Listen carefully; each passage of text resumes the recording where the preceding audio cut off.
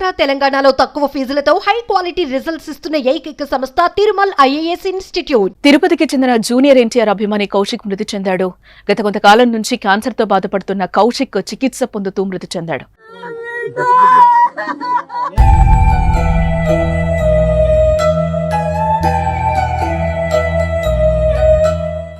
అయితే గతంలో Kaushik video call చేసిన జూనియర్ ఎన్టీఆర్ కౌశిక్ ధైర్యం చెప్పాడు.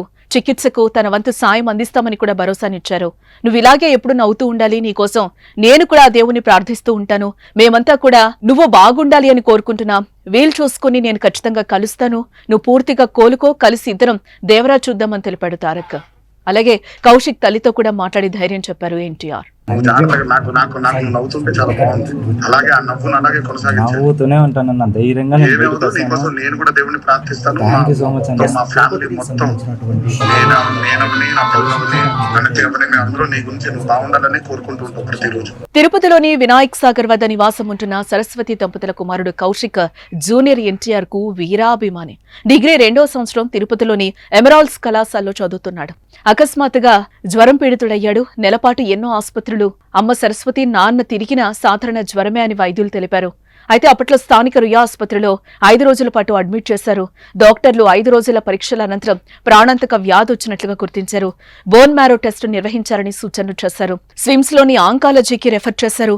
ఇంతలోనే అబ్బాయి కాళ్ళు చేతులు పనిచేయని స్థితిలో ఉన్నాయి. అనంతరం స్విమ్స్ లో కూడా బోన్ మ్యారో టెస్టు నిర్వహించాలని, మేమేం చేయలేమని స్విమ్స్ ఆసుపత్రిలో సైతం స్పష్టం చేశారు. చివరి ప్రయత్నంగా బెంగళూరు ఆసుపత్రిలో చేర్పించి వైద్యం అందించారు.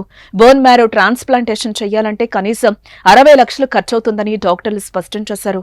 అంత డబ్బు పెట్టి బతికించే స్తోమత మాకు లేదని, అయితే మా కొడుకు చివరి కోరిక దేవరా సినిమా చూడాలని కోరుతున్నాడని, సినిమా విడుదలయ్యేంత వరకు తన కొడుకును కాపాడేందుకు దాతలు ముందుకు రావాలని కౌశిక్ తల్లి సరస్వతి అప్పట్లో కన్నీటి పర్యంతమయ్యారు. ఇక అప్పట్లో ఈ న్యూస్ వైరల్ గా మారడంతో జూనియర్ ఎన్టీఆర్ స్పందించడం జరిగింది.